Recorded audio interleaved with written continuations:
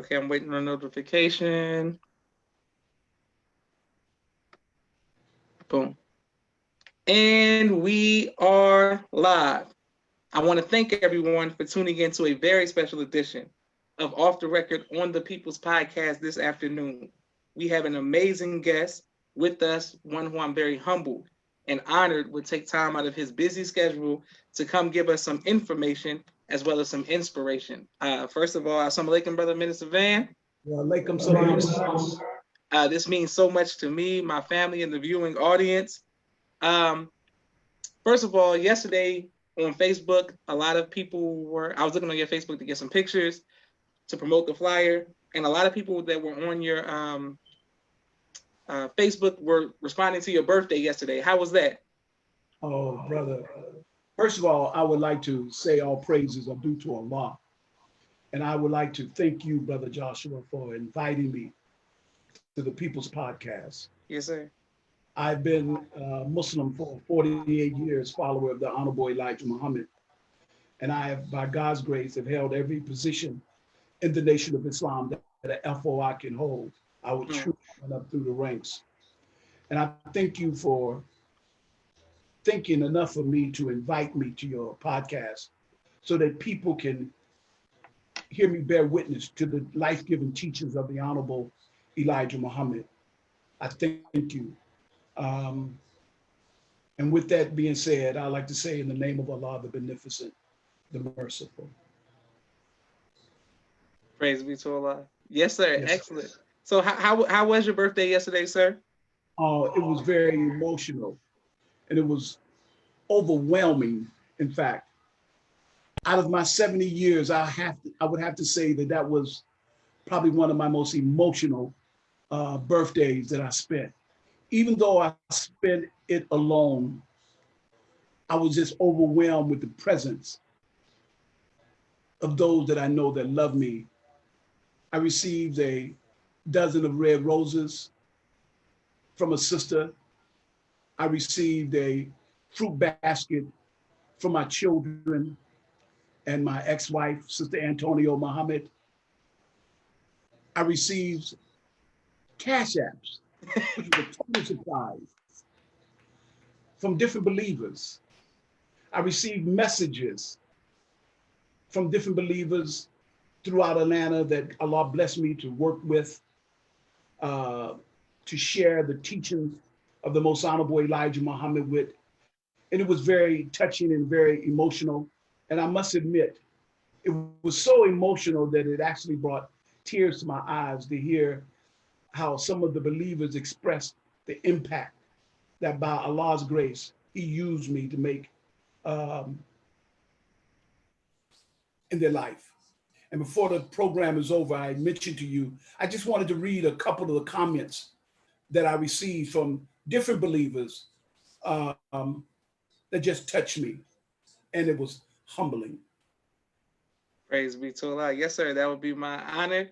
My sister sends the greetings of Assalamu alaikum. Yes, sir. People are showing you love in the comments. Speaking of my sister, the way my first introduction to you, you watched me and my siblings grow up. But my grandmother, and my mother, my mother spoke very highly of you, and about you, knowing you being in Ohio. How did you meet my grandma? Like that was like, it was interesting. If I could go back to say how I got to Youngstown, to become the study group coordinator in Youngstown.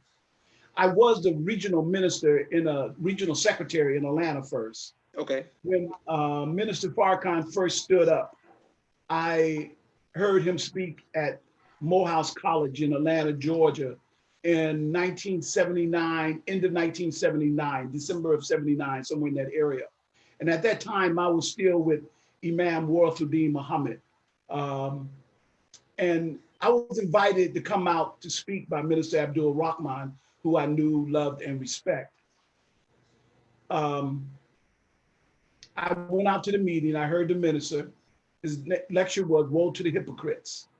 Mm. And when I heard the minister that night, I left the imam's community that night. Mm. That night. and I returned to the teachings of the Honorable Elijah Muhammad. I went home.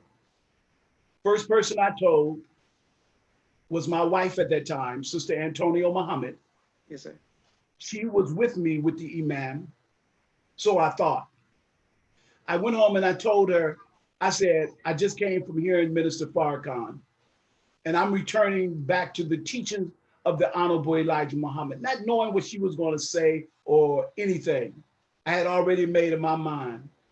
And to my surprise, Antonio said, all praises are due to Allah. She said, I never was with Wallace. Mm-hmm. That was one of the biggest shocks to me, because I thought she was with the Imam. She was just with me and not with the Imam. And she was so glad and elated that I was returning to the teachings of the Honorable Elijah Muhammad. So when I came into the fold, there was only about 5 or 6 of us that was there. Mm. And I would like to be able to give credit and recognition to a lot of brothers and a few brothers and sisters that a lot of you all don't know that was very instrumental in helping Minister Farrakhan to rebuild the Nation of Islam. Yes, sir. First, I would like to talk about the brother that was the minister, the coordinator there at that time. His name was Brother Shaka. Later, when the minister asked us to give our names back, his name was Brother Lewis. Strong person, strong personality. We were meeting in Atlanta at 666 Fair Street. The first night I went to the meeting, Brother Sylvester Muhammad was my study group coordinator. Mm. I went there, was no one there but myself and another sister. And we studied the message to the black man that night. And Brother Sylvester was acquainting us with what they were doing. Brother Sylvester had always been a rock in Atlanta, Georgia. And I always tell people he was my first study group coordinator, and he was. He's always been a brother that have been intuitive by nature. You have to get to really know him, to really love him, because he's just that type of brother. He don't open himself up right away to you. And then another sister that was in the beginning there, a sister by the name of Quintel. A lot of sisters don't know her. She was the MGT captain working in that position. Beautiful sister. And the other 2 sisters were twins. One of them is still at the go to the mosque in Atlanta now, Sister Annette Muhammad. Beautiful sisters, laid the foundation to help Minister Farrakhan when there was hardly no one in the South that was really standing up to rebuild the teaching of the Honorable Elijah Muhammad. Praise be to Allah. Okay, beautiful, Brother Minister. Okay, so you're in Atlanta. Those believers are with you. How do you end up in Youngstown? Well, when the minister first started teaching, I was introduced to Minister Farrakhan by Brother Robert Muhammad in Atlanta. Brother Robert and Brother Sadiq and we all came into Islam and nation together back in 71, 72. And so Brother Robert had already been acquainted with the minister and what he was doing, and he was trying to get me to go out to hear the minister, to let me know what the minister was doing. So when I started going out to the meetings, Minister Farrakhan asked me, when he was establishing a staff in Atlanta, he asked me to be the regional secretary. So the first position that I held in Atlanta was the regional secretary. And when I was the regional secretary in Atlanta, I had the pleasure of Brother Eric Toure. Yes, sir. Muhammad. Yes, sir. I was a secretary when he accepted Islam, and I took and processed his letter and sent it off to Chicago for him to get his ex. Beautiful brother.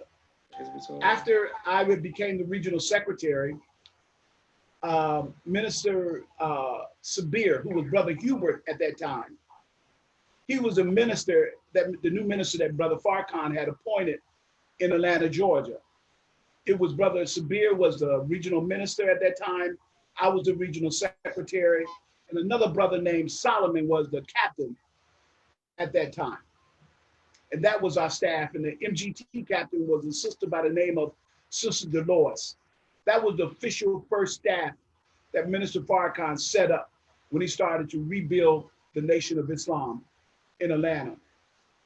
And so after that, Brother Sabir would have me always go up and read the announcements as the secretary job.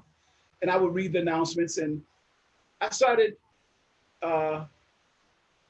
developing, how can I put it I started developing a likeness. I started developing a taste for speaking, okay? Yes, sir. Yes, sir. And after a while, I felt like that was something that I wanted to do. And then when, this is funny, Minister Rahman, he came back into the fold. And Rahman and I was very close. And Minister Rahman, and I must say this, because it's how I got back to Youngstown.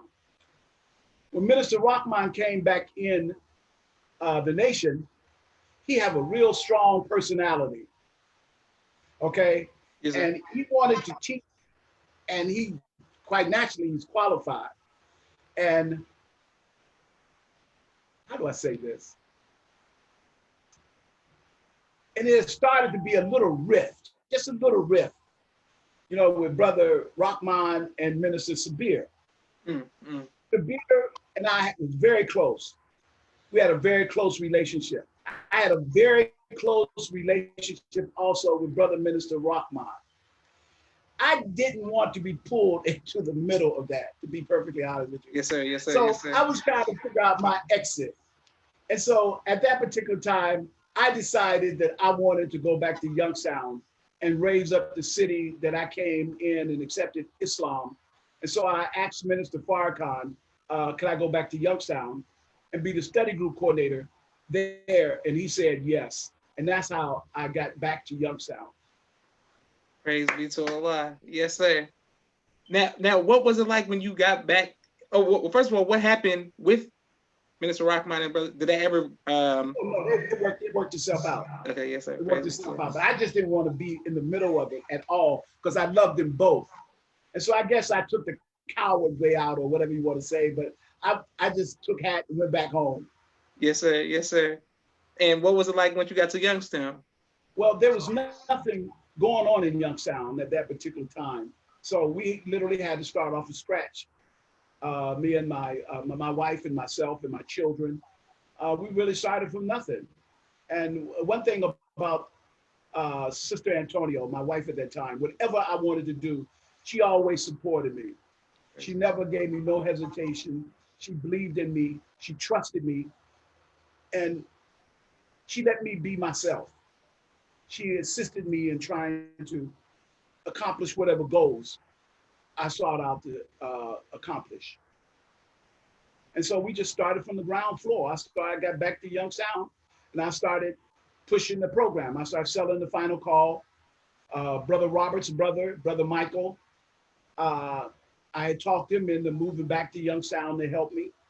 So he had worked with me and became my captain. And before we know it, we went from nothing to about 14 believers in probably about 2 years. Praise be to Allah. Beautiful. And okay, so then you go from Youngstown. How did you meet my grandmother? Because I was always fascinated. Like, how did you meet my grandmother? Okay, we invited. There's a brother named Ron Daniels. He's a Black nationalist. He was very strong community organizer, and he knew Minister Farrakhan very well. And he invited Minister Farrakhan to speak in Youngstown. And I was a study group coordinator in Youngstown. And so I also at that time was a study group coordinator, plus I had my own insurance agency at that time. And so when Minister Farrakhan decided to come, quite naturally, the responsibility laid on local officials to provide security and everything to go along with that. Okay, so when Minister Farrakhan came to Youngstown, Ohio, it was a very successful event. And we hosted all of the believers that were visiting from out of town at our home. My wife and the sisters, they provided food for every and believer from around the country we brought that came in, they came to my home. And we had at that time a beautiful home. We had a 7-bedroom home, 5 bathrooms, 5 fireplaces, 3.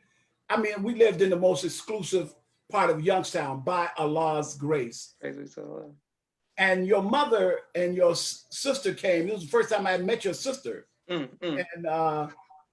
I didn't know your mother. I had seen your sister, but your mother kept asking the question, I want to know who owned this house. That's what I want to know. Yes, sir.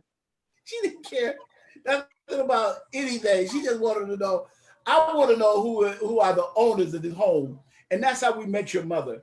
And she was so appreciative of all the food that we provided at no charge to the believers. We felt as though that's the least that we could do for all of the brothers and sisters that traveled from around the state of Ohio, Pennsylvania, and New York to secure Minister Farrakhan on their own dime, on their own dollar. The least that we could do was provide them food. And that's what we done. We provided all the food and hospitality. It's be to Allah. Okay, yes, sir. And thank a lot of people. Go ahead. No, yes, sir. No, I'm saying a lot of people are showing you love in the comments. Sister Callie M. Muhammad is saying she bears witness. She was there. ASA family. Just so many people showing you love in the comments. Callie is a beautiful sister. Her husband was one of the first families that embraced me as family. She mean a lot. She's my dear friend. Her husband, by Allah's grace, is my dear friend, very knowledgeable brother. And by Allah's grace, when I was the regional minister in Atlanta, I had sent him to Orlando, Florida, to be the study group coordinator in Orlando, Florida. And he done an excellent job. Praise be to Allah. Yes, sir. And speaking of sending people there, Dr. Henry M. Carter, Brother Henry, says that you ordained him or basically blessed him to be the minister when you were the regional minister. Brother Henry was one of the brothers that I told you that sent me a cash app. Okay. For my birthday, I was shocked. I was so overwhelmed, and his words of wisdom and love that he sent to me just overwhelmed me. I had a class, a portion of our FOI class. When Minister Farrakhan did appoint me to the regional minister in Atlanta, Georgia, I knew he was giving me a job. And whenever someone gives you a job, you have to qualify yourself for that position that awaits you. Yes, sir. Yes, sir. So it required me to use intellect to seek refuge in Allah so that I could make my job easier and to be successful in serving the people. So in FOI class, we had a segment where I always had the brothers get up and bear witness. And that segment allowed me to observe brothers and to see who I might be able to use to help me to help Minister Farrakhan. Yes, and sir. With that, I would like to stop and say that I thank Brother Minister Louis Farrakhan for giving me the opportunity to stand up and represent him in the Southern region. That was a chance that he took. He knew me only by others. I was the minister in Youngstown, Ohio. We had 14 believers. And Allah put it in the minister's heart to elevate me among 90% of the ministers in the class that I was in to become the regional minister. I was a minister in the smallest city in Youngstown who ended up being a regional minister in the Nation of Islam and an integral part of the Nation of Islam in Atlanta, Georgia, which was the apple of the messenger's eye. And I thank Minister Farrakhan for taking that opportunity, following his heart, listening to others that recommended me for that post. One person that I know recommended me for that post was a brother that we just lost, Brother Minister Abdul Allah Muhammad, who I love, respect, who was my mentor, who helped me tremendously when I was in the ministry. He gave me advice. He would always send me messages through Brother Stephen Muhammad or Brother Salih Muhammad on what to do, what not to do, to shut up, to do this, do that. And he would talk to me directly. he was just a brother and a friend, just a beautiful brother. And he was a tremendous loss, but by Allah's grace, the only way we can escape death is to never be born. Praise be to Allah. Allah walk by, and you get a lot of comments in the But chat. going back to Brother Henry, I thank Brother Henry because Brother Henry was an excellent teacher. And Allah blessed me to be able to see the power in Brother Henry. And he supported me in my ministry for Brother Minister Farrakhan. And I thank Allah for Brother Henry and all of the believers who I'm going to name later on that just had confidence in me, who trusted me, and who believed in me. And I'm humbled. Praise be to Allah. And Brother Henry is one of my main mentors. So I thank you for empowering him because now he's doing his best to try to empower me as well. Yeah. Yes, sir. And I want to thank you on behalf of my father and my family for your sacrifice and the sacrifice of your family. Yeah. Well, we stand on you all's shoulders in the southern region, and every chance that every time I go to speak or do anything, my father always reminds me of the ministers that came before him and the great line, and he always mentions you, sir. So I want to make sure that we thank you and thank your children and your ex-wife as well. Yes, and your mother was just such a beautiful being. I had the utmost respect and love for her. I've had my ups and downs in the Nation of Islam. I've had my controversy, and your mother have always been in a position of authority. And whenever your mother seen me, regardless of what I was going through, she would always let me know by not saying anything that I don't take no sides. Brother Minister, I love you, I respect you. Just in her greetings, the way she would say, Assalamu alaikum, Brother Minister. Yes, sir, yes, sir. Just a beautiful, beautiful sister. And, you know, she's missed, and I include her always, you know, in my dua. Praise be to Allah. Thank you very much, sir. And thank you all for the comments. My next question, sir, is once you come to Atlanta, what was the climate like with you becoming a regional minister? And what was your first steps that you put in motion? Good question. Thank you. Well, Atlanta at that time had no minister. And it was very broken and divided over different issues that was taking place. And the minister was looking for someone that he could assign to that position in Atlanta. And Minister Farrakhan said that my name just kept coming up from different national labors. And mind you now, I'm in Youngstown and I only have 14 believers, but I was happy with them. I loved them and they loved me. There was never no big eyes, little U's. We were just a family. And I got a call that Minister Farrakhan wanted to see me in Atlanta, and it was concerning the position of the minister in Atlanta, Georgia. He was there visiting in Atlanta. He had just took his daughter to college at Tuskegee, and on his way back, he stopped in Atlanta. And we met. It was no one in the room but him and I. And it was just, he dealt with it very professionally. He asked me a series of questions as if I was an employee seeking a job or a position. Yes, sir. Which I was. Yes, sir. And he asked me a series of questions. He wanted to know how old I was, how many children I had. He wanted to know how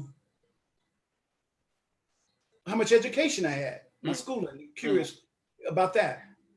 And then he asked me a series of questions about Islam. And at one time, because I was just fresh coming in from Imam WD community into the nation, back to the nation, I was talking to the minister and I was not trying to be cute, but I made a statement in Arabic. And instead of me saying the straight path, I said, I just want to remain on the mustaqim, which means the straight path. Yes, sir. And Minister Farrakhan asked me the question. He said, brother, what does that mean? Not that he didn't know what it meant, but he asked me, what does it mean? Yes, sir. And I told him what it meant. And he said, brother, say that. He said, say that. You know, we don't want, you know, to confuse the people. Say that, you know. And so he questioned me about the job, and he told me that he was going to try me in that position for 90 days. And I said, yes, sir. We took a walk. We walked around to the Marriott Hotel where Jack the Rapper was having a convention. And we went there, just him and I, we walked and talked. And after that, we went to the mosque the next day, and he installed me as the minister. At that time, we were meeting at Phyllis Wheatley Y. I would say we probably had about 25, 30 believers. There wasn't enough that was registered coming out for us to have a number at that time. And he introduced me, said that he was told the believers that he was going to give me a chance. And Minister Farrakhan said something when he was introducing me that I knew was going to lay the groundwork for my trial, my test. He said, I'm going to try Brother Van in this post as the minister here in Atlanta. He said, but I must be honest, Brother Van was not my choice. He said, but Brother Van's name kept coming up. And I decided I was going to try Brother Van at this post. And right along with him saying that, but he said, but neither was I the messenger's choice at first. He said, I wanted to be the messenger's choice, but I wasn't his choice at first, but he became his choice. And I knew right then when he said that I wasn't his choice, that was going to be the groundwork for my trial. Okay. Yes, sir. At that moment, I wanted to make sure that I be found working hard to make him feel confident that I could do that job. Because I knew what he gave me was a job. Yes, sir. Yes, sir. And he also gave us the analogy of a board. That when you have a board holding up a building. Yes, sir. And he said, if that board crack or break, you remove that board and you put in another board. I wanted to make sure that the board that he chose, which was Brother Van Muhammad, wouldn't crack under the pressure of trying to reestablish Islam in Atlanta, Georgia, and throughout the southern region. At first, I wasn't the regional minister. I was just responsible for Atlanta. But after the Omni, the Dome, stopped the killing, where we had 19,000 people come out to the event. Crazy. We sold the event out 2 days in advance. There was no more tickets. That event was so successful that by Allah's grace, Minister Farrakhan, upon exiting Atlanta, going back to Chicago, we were sitting at a table, at a dining room table at the Hilton Hotel. And he told me, he said, brother, you've done an excellent job. He said, I want to tell you this. He said, I didn't put you in this position. And I said, yes, sir, brother minister, you did. He said, no, brother. He said, Allah and his messenger put you here. And now I back you. That gave me all the confidence that I needed to do that job. And from that, we just bloomed in Atlanta, Georgia. We just boomed to the point that whereas a lot of people might not believe this, but on our Wednesday meetings, you can ask some of the brothers and sisters, when I was the minister in Atlanta, we would have almost 200 people out on a Wednesday night. Yes, sir. Plus, on a Wednesday night, it would be a night that I would commit to Islamic studies, where I would teach the messengers teaching from the lessons, and on a level where only the brothers and sisters that have a foundation could understand it. Yes, and sir. I'm talking about the importance of being a man, the importance of being a woman, the importance of being a FOI, and the importance of being an MGT. I always encourage the brothers to pick up their responsibility and find a sister to marry.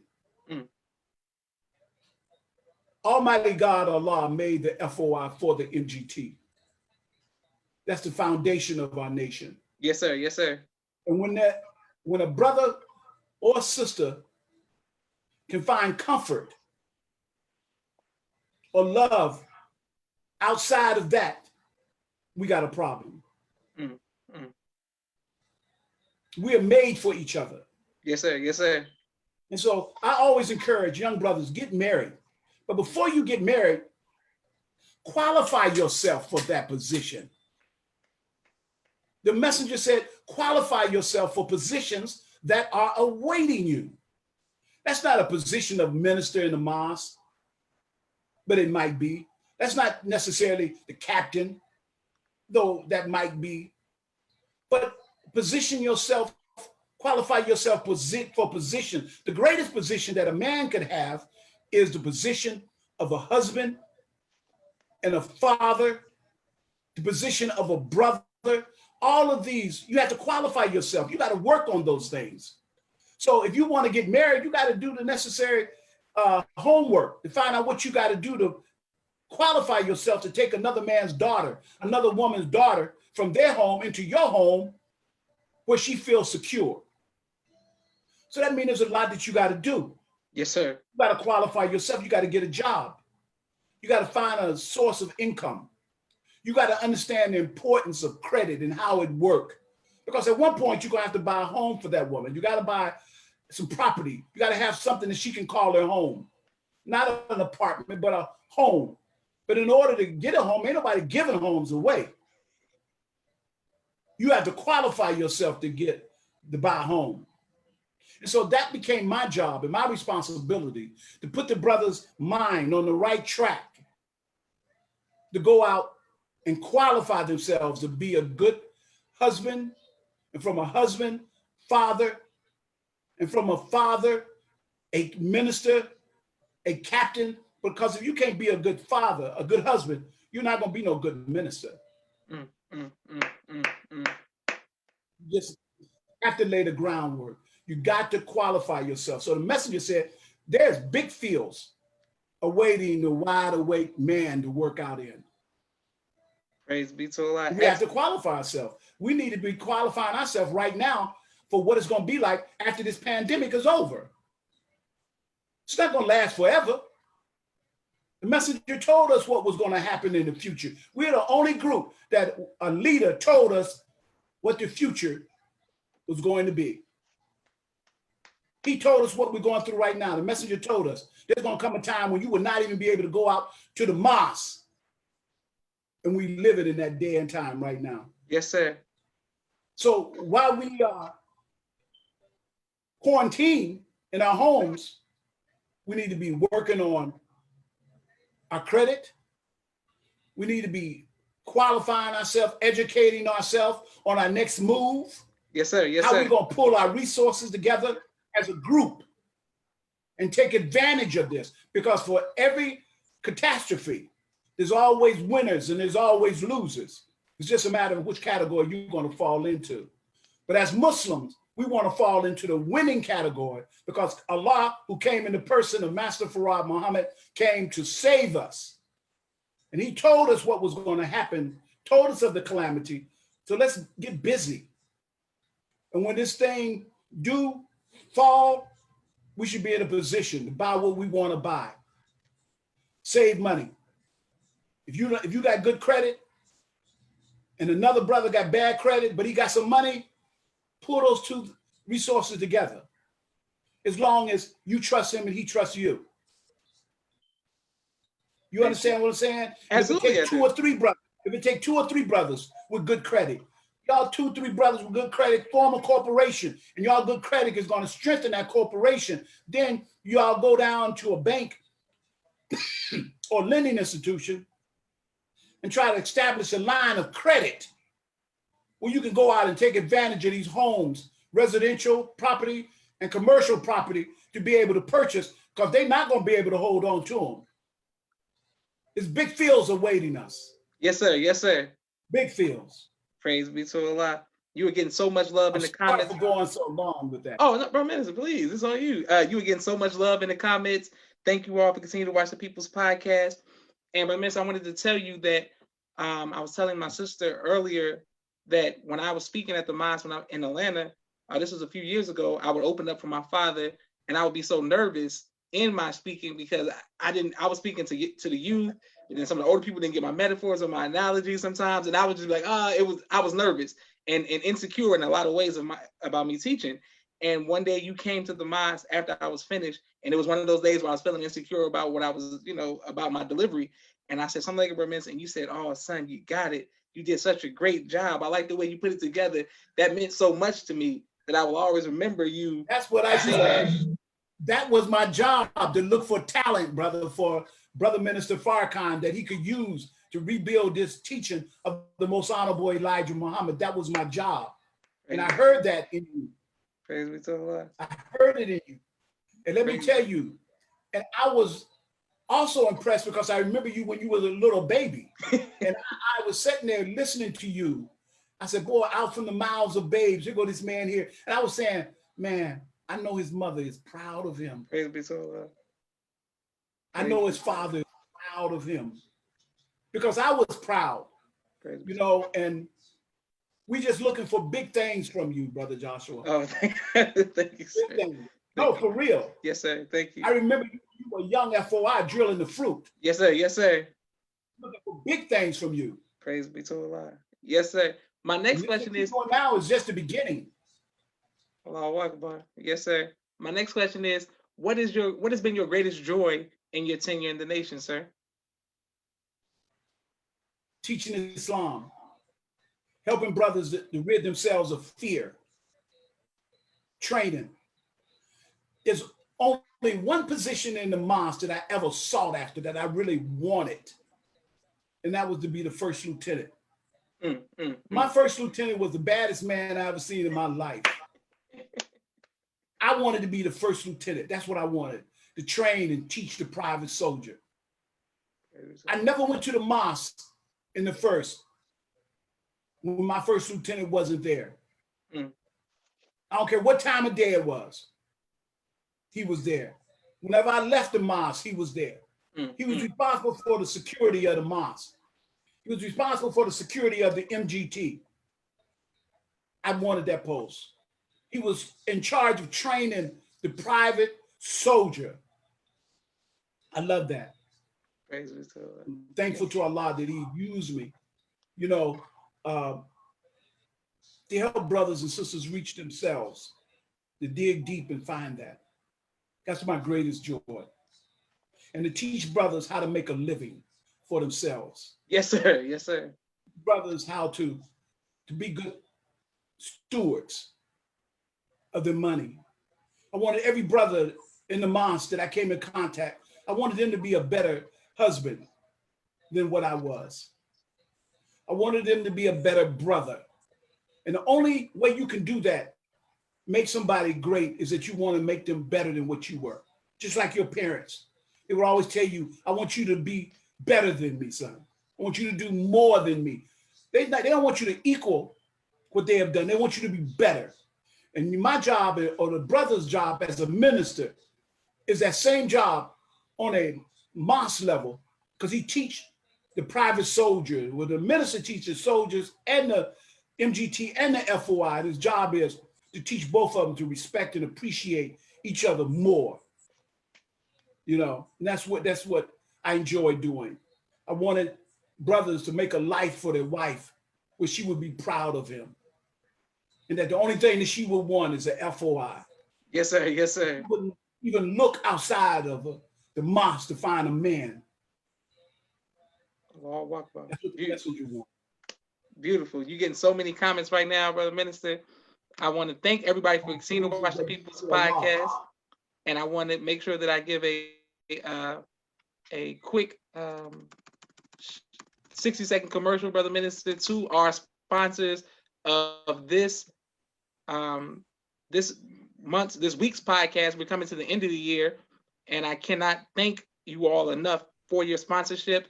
If you would like to be a sponsor, Cash App, everybody who's watching, Cash App, the People's Podcast, thank you very much, so we can keep this great content going. Starting with my brother Rashad, Street Premiere Media Production. He has a 4K camera and a drone. He works on television and film editing. Thank you very much, Rashad. My sister Miriam, ABC I Love Me. She has a children's book and a coloring book. both of which are on Amazon. Please go out and get that. My sister Naima Muhammad, Stay on Point Dance Academy, LLC. She teaches ballet virtually to young girls all across the country. Supreme Men's and Boys Urban Wear out of St. Louis, Missouri. Thank you very much, sir. If you all need some good clothes and some to be dripping, reach out to our brother. He'll keep you fresh. I'm coming right back to you, Brother Minister. I want to thank Sister Tia Muhammad, Raising Black Millionaires. She teaches economic empowerment and development using flashcards. I want to thank you very much, Sister Tia. Make sure we support our sister. Brother Kenneth Muhammad, bow tie maker extraordinaire. He will ship your bow ties to you all across this country. Thank you very much, Brother Kenneth. Brother Todd X. McGraw, Supreme Team Insurance. If you need your insurance done, make sure we reach out to Todd X. McGraw. You're getting a lot of love in the comments, Brother Minister, and I thank you very much for continuing to watch. Brother Chantel X, the X and Express. He specializes in refrigeration and shipping. He also hires truck drivers. Thank you very much, Brother Chantel. Brother Jabbar Muhammad, Client First Construction, painting, carpentry, flooring, plumbing, etc. in the Chicago area and the Memphis, Tennessee area as well. Thank you very much, Brother Jabbar. Sister Landra El Muhammad, Navy Beans More Than Bean Pies. I'm coming right to you. Brother Henry, Dr. Henry M. Carter, who we were speaking of earlier, King Henry's Turkey Legs right here in Atlanta, Georgia. Thank you very much for being a sponsor. I also want to make sure that we thank Brother Rashad Muhammad, COVID-19 Disinfecting Cleaning Service. My father's book, A Soldier in the Movement of Christ, AbdulSharif.com. Last but not least, my two books, Cleopatra, which is a children's book, and No Father, No Excuse, both of which are on Amazon. Thank you all for supporting the People's Podcast, and thank you, Brother Minister, for taking time out of your busy schedule to come on with us. My pleasure, brother. My pleasure. I'm telling you, when I say it's my pleasure, it's my pleasure. You are the first brother that invited me to any podcast around the country that value what I might have to say. I'm not saying you're the only one that value it, but you thought enough of me. And for that, I'm humbled. And my family is humbled. Thank you. Oh, thank you. I love your family. And praise be to Allah. It's nothing but love. Yes, sir. I wanted to ask you, you said the minister laid the groundwork for the trial. What was the trial and how did you end up overcoming the trial? Well, the Holy Quran says, for you, Muhammad, I have made an enemy in every city. Yes, sir. Yes, sir. But he consoled Muhammad by telling Muhammad that, but that enemy I control. Whenever you say you want to be something or do something, you're going to be tried. So the Holy Quran says, oh, you who believe, seek assistance through patience and prayer, for surely Allah is with the patient. And it says to us in the Holy Quran that Allah says that he will try us. Therefore, certainly he shall try us with something of hunger, loss of life and property. But he also tells us at the end to give good news to the patient, for when a misfortune befalls them, they will say, we are with Allah, to Allah which we will return. So I said all of that to say, my trial is nothing unique. Whenever you say you want to do something or be something or try something, you're going to be tried. So Allah says, will man be left, do men think that they will be left alone on just saying that they believe and not be tried? So I had many trials, and that just laid the foundation of a trial to anyone that might want to say, well, you know, Minister Farrakhan said he really wasn't his choice. You know, he just this. But the minister also said that neither was he the messenger's choice. Yes, sir. Yes, sir. Yes, sir. What we have to understand is every trial that we go through in life is orchestrated not by the messenger, not by the minister, not by a local minister or local captain. Holy Quran says that Allah says, for surely we shall try you. And when you're talking about a trial, think of it in the way that you would think of a trial in a court case. There's different participants that are there. And so you have a trial, but that trial that you have is being orchestrated and set up by Allah. Yes, sir. Not by you. And it also involves people. So when you're talking about a trial, there's cast members that are there. There's people that's involved. Yes, sir. Yes, okay? Sir. Yes, sir. They're involved because they say something or do something or part of something, okay? that brings them into it. But they didn't start the trial. Allah started the trial. Yes, sir. Yes, sir. It wasn't them trying you. It was Allah trying you. So when you're going through your trial or going through the fire, you have to remember this brother, yes, says something about you. This sister, yes, done something to you. And it was very painful and very hurtful. And it tried you to the very core of your being. And your human instinct on a low level is to hate them. I will never forget them, forgive them. They hurt me and they hurt my family. And we go from that trial to years later holding grudges with brothers and sisters over what they done to us 5 years ago, 10 years ago, not knowing that they didn't try us, Allah tried us. Yes, sir. Yes, sir. Allah chooses the people that's going to be in our trial. So if you want to be mad at someone, you have to direct your attention to Allah who's trying you. They're not trying you. They're just a part of that trial. So in my particular trial that I had, regardless of who was a part of it, whoever said something about me or done something to me, okay, they were just a part of my trial. Allah was trying me to see how I would react, to see if I was qualified to be in that position. All of it is a form of me qualifying myself to be in that position. Do men think that they would be left alone on just saying that they believe? You think you're going to get this post and not be tried? You think you would get this position and not be evil spoken of? You would think you would get this position and not be plotted against, schemed on, lied on? That comes with the territory. Yes, sir. So I dealt with that on a very mature level. Whereas right now, regardless of what I went through as the regional minister, I have not against no man. I can actually say I have nothing against no brother, no sister. I don't care what they said, what they done. I don't have nothing against them because I know it wasn't them. That was my trial. And Allah just used them to bring something out of me. But one thing that I noticed, he whom God befriends, no man can disgrace.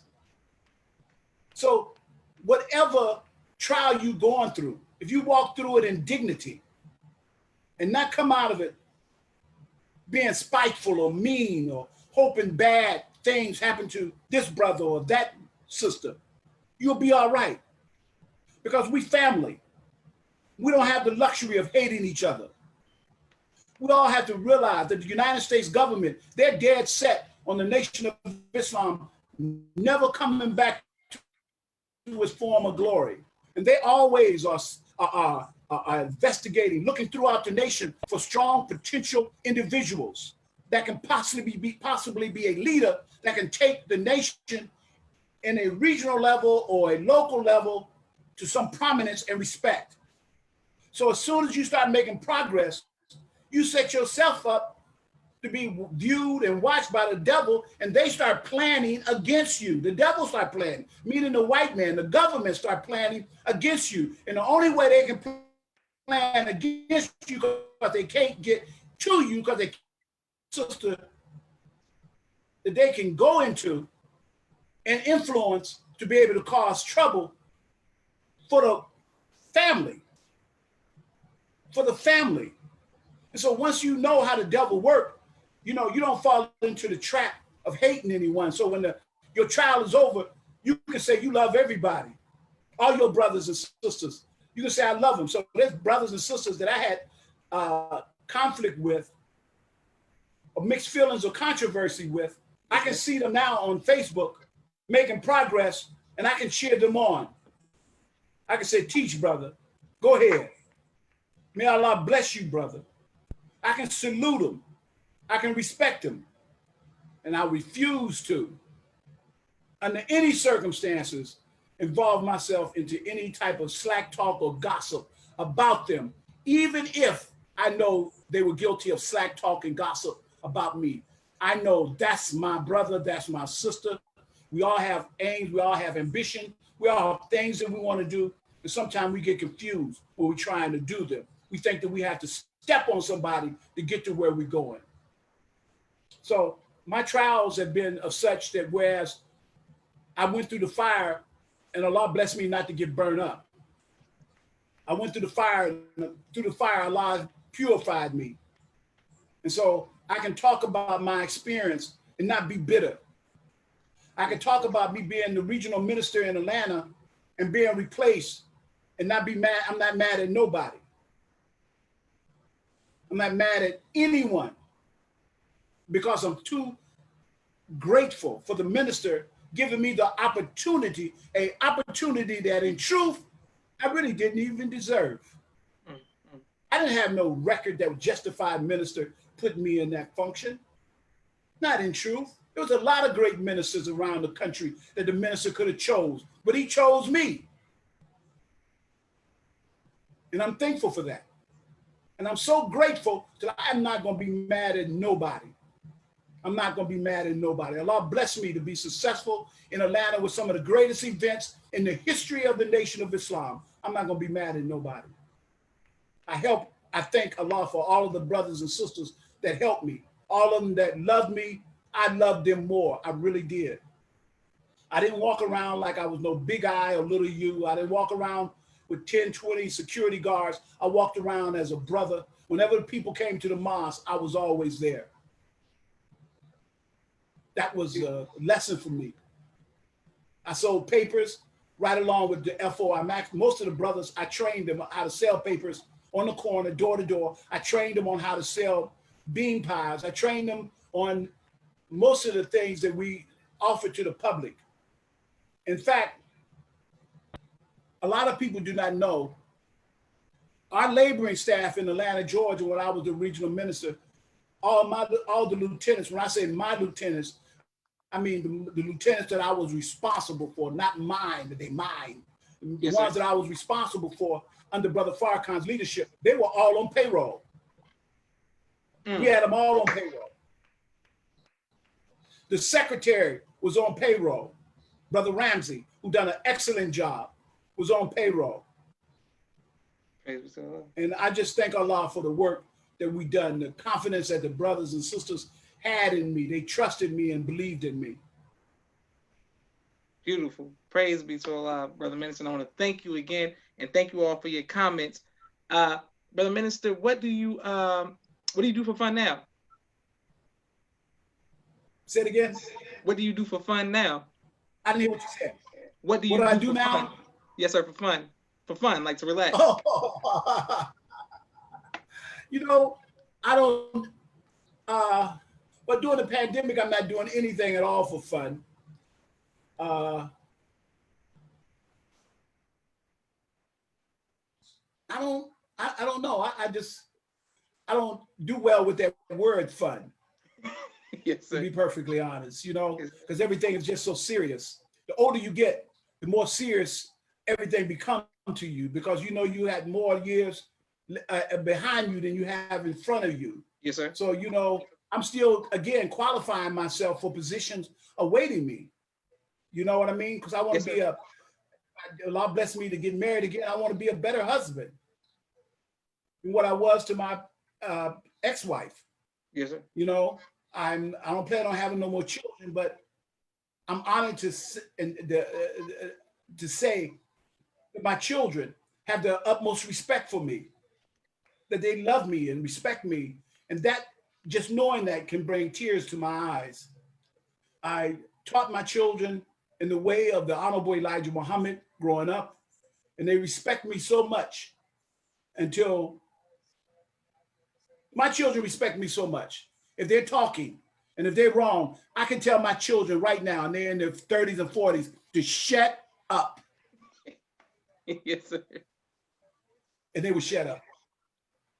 Right in front of their children. Their children could be sitting right there. And I could tell them, would you shut up? And they respect me so much, not fear me so much, but respect me so much, they would shut up, because they know I wouldn't tell them to shut up if they weren't wrong. Yes, sir. Yes, sir. Yeah. So I don't do that much for fun right now. Prior to the pandemic, I was traveling all over the country as an entrepreneur. Yes, sir. I was an exhibitor. I used to do all the church conferences in the country, all over. I traveled from one state to another every week. I've done all of the churches: Church of God in Christ, Church of Christ, AME Zion, Baptist, First Yes, sir. Baptist, Second Baptist. I've done the Masons, Eastern Stars, and each one of those events, I learned something from them. I seen that there was things that they were, the way they conducted business was things that we could learn from. And I seen that there was a whole lot of things that we do that they also can learn from and have learned from. You know, that's what I've done. I just enjoy traveling, going around the country. As I like to say, and people kind of snicker when I say it, I just love being a hustler. I just love hustling. It's a bad word now, but it was a good word when I was growing up. Yes, sir. Yes, sir. Yes, sir. Do you listen to music? What type of music do you listen to? Oh, most definitely. I most definitely listen to R&B. I listen to rap. In fact, Tupac and Jay-Z was really two of my favorites. I love R&B, love jazz. You know, I go with the flow, whatever kind of mood I'm in. Yes, sir. Yes, sir. Yes, sir. Yeah. And Brother Minister, I thank everybody who's in the comments. Thank everybody who's texting me questions and showing you their love and their support for you. What would you like your legacy to be, Brother Minister? Service. One of service, that I did not think of myself more than what I should have. And that I tried to put the believers first. And that I was always trying to represent Minister Farrakhan, who was representing the Honorable Elijah Muhammad, to my utmost ability. I wanted to be a better minister. You asked me the question before we came on, where did I learn to perform weddings? Yes, sir. Yes, sir. You know, it was a part of the job that Minister Farrakhan gave me. When he had put me in this position as a minister, I had to go and find those things out for myself. What? I had to qualify myself to be that. So I learned how to do weddings, and I learned how to do janazas. So a lot of believers, when they would pass on, even after I was no longer the minister, their parents would request that Brother Van do my janaza. But I picked that up on my own by Allah's grace, because I knew in order for me to be an adequate helper to Brother Farrakhan in his stay, I had to do the things that I know he would do if he was here, because I was an extension of him in Atlanta and all throughout the southern region. So whenever there was a believer sick in the mosque, I went to go and visit them. There was a sister that was sick in the mosque once, and I wasn't one of her favorite ministers. Okay, I knew it. She was very open about it, you know, in her own way. She was very seriously ill, had a major operation. And I told my wife at that time, I said, come on, Antonio, we're gonna go see Sister so-and-so. Knowing that this sister really didn't appreciate me or like me, but I knew it was my job, yes, sir, as a minister, yes, sir, to go and minister unto her, to let her know that I'm here for you, okay? Yes, I went the first time as the minister, as my job. Yes, sir. So Antonio, her and I went, and we said, and we talked to her. She was shocked when we called her and told her that we was coming over. And I said, and we talked to her, we prayed with her. And we asked her, did she need anything? She needed some medicine. Antonio and I went to the drugstore, got the medicine, took it back to her, and we left. The next time I went to visit her, because it was my job as a minister, Antonio and I went to visit her because I was a brother. I went to visit her as a brother. Praise be to Allah. And that was major to me, because I had grew, you know, because I knew even though she didn't like me, or I felt she didn't like me, that was not a good enough reason for me not to serve her as one of the members in the mosque that I was responsible for. When you are the minister, you don't have the luxury of disliking your members. Even though when you know they don't like you, you can't dislike them, because yes, you can't help nobody that you dislike. See, and my job is to reach all of the brothers and sisters that are there. So come unto me, all that are heavy laden, and you should find rest. So the job of a minister is important. Whenever death is in the family, the minister got to reach out. I reached out, just trying to be a good helper to Brother Farrakhan in his stay. So those were some of the things that I've done that I loved and I respected. Um, I enjoyed marrying brothers and sisters. I encouraged it. I almost forced it. Because you wasn't gonna be no young, you wasn't gonna be no single brother in the mosque, and Brother Van is not gonna say, because there's too many MGT over there that's looking for a brother for you to be sitting over here like you got some time to waste. No, you got to get busy. You got to get a job. Don't tell me that you're a hustler. If you're a hustler, you got to be making money. And if you're not, I'm going to tell you, because I know hustlers, because I grew up a hustler. Yes, sir. Yes, sir. And I tell you, this is not for you, brother. You need to get a job. And I would tell a brother that. Some of them had it, some of them didn't. You got to go get a job. You got to get married. There was brothers and sisters that came in the mosque that weren't married, but they were living together. So I gave them time to make the adjustment. But then after a while, we told them, you got to get married or you're out of luck with us. And so that's what we were proud of. Sisters, Captain Zuhira, beautiful sister. I love her. Yes, helped me tremendously. Brother Captain Sadiq Muhammad, who passed on, who tremendous help. Him and I grew up together. A lot of people don't know it. Brother Sadiq and I used to shoot dope together when we was in our teens. I was a heroin addict at 16 years old. Brother Sadiq was a heroin addict at 15 years old. By the time I came in the mosque at 20 years old, I had done almost everything that you can imagine. And when I heard the teachings of the Most Honorable Elijah Muhammad, it was so powerful and made such an impact on me. That was the only thing I ever heard that made me want to give up narcotics and give up that way of life and to get rid of the company that I was hanging around with. All my friends, we all were liars and thieves. We woke up every morning with the sole intention to go out and steal something, to go out and lie, to go out and buy some drugs, get high. And then the next day we had to repeat it because we were addicted. So every morning we started out the same way with the intention of stealing something. And then I met a man named Elijah through one of his messengers, through one of his soldiers that invited me out to the mosque, a brother by the name of Brother Albert X.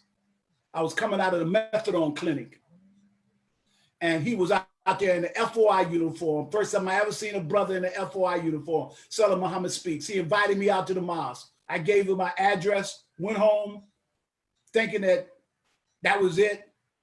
I was at home sitting there watching TV and my wife called me somebody outside in a blue uniform. I'm quite naturally, first thing I'm thinking is the police. Yes, sir. Yes, sir. And I went and a brother picked me up, took me to the mosque, and I never quit going. Never quit. Been going ever since by Allah's grace. By Allah's grace. And that's about it. And beautiful. Brother Sadiq. Well, thank you. Some people give you love, but in the comments. Say it again. I was saying so many people are commenting, giving you love and liking and putting emojis in the fire saying teeth. Can I give some credit to some brothers? Absolutely. And sisters that helped me. I mentioned Brother Sylvester Muhammad, who is my friend and my brother. Also, there was a brother by the name of Antonio. When we had our restaurant, this brother was such a tremendous help to me. He would wake up 4 o'clock every morning and go to the wholesale place and pick up our supplies for our restaurant. We never gave him a dime. He helped me to build the restaurants in Atlanta. We had Sister Brenda Muhammad, who was our first worker. She did an excellent job. She could run that restaurant all by herself. She'd take the orders, cook it, prepare it. She did an excellent job. And I would also like to thank my ex-wife, Sister Antonio, regardless of what I done or whatever I said I wanted to do, she was just always in my corner. And I just want to thank all of these brothers and sisters. I had a lieutenant staff that was second to none in my judgment. Brother Wesley, who you know, I remember him when he first came out to the mosque. He came to us as a 5%er, and left being a follower of the Honorable Elijah Muhammad under Brother Farrakhan. I remember the first day when I put Brother Wesley on the rostrum to speak. He's been a blessing to us. And we thank Almighty God, Allah, for him. I remember Brother Burbick, when he was a college student. We protected the college students, and he was just such a blessing. There's so many brothers and sisters that came through Muhammad's Mosque number 15 that the laboring staff helped to develop. Sister Captain, Sister, what is her, Sister Captain, LaShonda, new name, her Yes, sir. name, Yes, sir. Sister, what? I think it's new. I'm gonna mess it up. So I know who you're talking about. Well, Sister LaShonda. Yes, sir. She came in the mosque 17 years old. We used to be out in front of the restaurant, and she used to look at us from a beauty salon next door and watch us and stare at us all day. 17 years old, when she came in the mosque, she decided she wanted to join us. I had to go and talk to her mother to get her mother's permission before we could accept her letter. She started out young, curious, sister, and now look at her. She's one of the strongest, powerful MGT captains that are going to be recorded in the history of the Nation of Islam. We thank Allah for her, yes, her sir. husband. There's so many brothers and sisters that came through Atlanta that we touched. And I say we, I mean the staff, because nothing I done did I do by myself. I had a team of brothers that worked with me, that loved me and respected me. And that was part of my birthday yesterday. That was just so overwhelming. Sister LaShonda sent me a text for my birthday that brought tears to my eyes. Brother Malcolm, who came in the mosque when he was 17 years old, I trained him by Allah's grace personally. When he was a young man, just moved here from Mississippi. Brother Lazaric moved to Atlanta, 16 years old. I had to talk to his mother. His mother grandmother gave him to us when I was in Mississippi. And we put everything in a one brown paper bag for Lazaric and brought him back to Youngstown. And we set Lazaric up into an apartment, into a room, and Brother Lazaric took off. We showed them love. We had an atmosphere that was trying to be conducive to build. We had our problems, but we tried to face our problems and try to face them as grown men. And when you're wrong, just admit that you're wrong and move on. But we say all praises due to Allah. Excellent. Sister Precious, I want to talk about people that helped me since I've been outside of my function. Yes, sir. Yes, sir. Sister Precious, she have always been a sister to me. That she wasn't in the mosque when I was the minister, but she showed me so much love and gave me so much encouragement. Brother Seth and Brother Rashida, they have a study group that I went to. They invited me to speak, and I spoke, and they showed me so much love at a time when I needed some love. You know, you got to always remember people that extended a hand. Yes, sir. Yes, sir. We all are human beings, and we want to feel as though we appreciate it. You understand what I'm saying? Yes, sir. Yes, sir. So I always was be at the door at the mosque when the mosque was over. I didn't have meetings at the end of the mosque. I was at the door thanking everybody for coming out, because they could have been doing something else. Yes, sir. Yes, sir. I didn't like rallies. I didn't like raising money. I didn't like them. So I had to be creative and coming up with ways to get money out of the believers without rallying, because I knew that the level of the average member in our mosque would be categorized in the level of poverty. So I had to understand and know that. I can't help you build your family if I'm not helping you to bring food to the table. If I'm only taking from your table and not giving, that's a problem. So I had to be conscious of the fact, because I had 10 children, and I know that I had very little to give. But if you can show me how I can get some money, I go out and get it, and I help in whatever way that I can help. And that's what we done. That was my job in Atlanta. And when it was over, it was over. And I'm grateful. So many people I met in that function that I never would have met if Brother Farrakhan would have never gave me that opportunity. So I say, alhamdulillah, all praises are due to Allah. Yes, sir. I want to thank you again, Brother Minister. I didn't know you had 10 children, but thank your 10 children for their sacrifice. Yeah, and they all love their daddy. Praise be to Allah. Beautiful. Well, I look forward to seeing you again, inshallah, when this is over. Thank you. So we can talk. Thank you. Alhamdulillah. Yes, sir. And it's always a pleasure and an honor to get wise counsel and wisdom from you, and just to be the love that you showed me, I can tell is genuine, and my family. So we extend our greetings to you and yours. And thank everybody for watching the People's Podcast, because you got so many comments per minute. So you got to go back and watch them on Facebook. I'm going to upload it, like, share, and subscribe on YouTube so you can get Facebook, Twitter, so everybody can hear your wonderful testimony. Thank you for allowing me to go on talk a lot. Thank you for that. What we saying? Yeah, I'm humble. We stand on your shoulders, Brother Minister. We stand on your shoulders. Alhamdulillah. Praise be to Allah. Thank you, sir. Yes, sir. Thank you, and love you, Brother Minister, and love your family. Thank you. Assalamu alaikum. Thank you.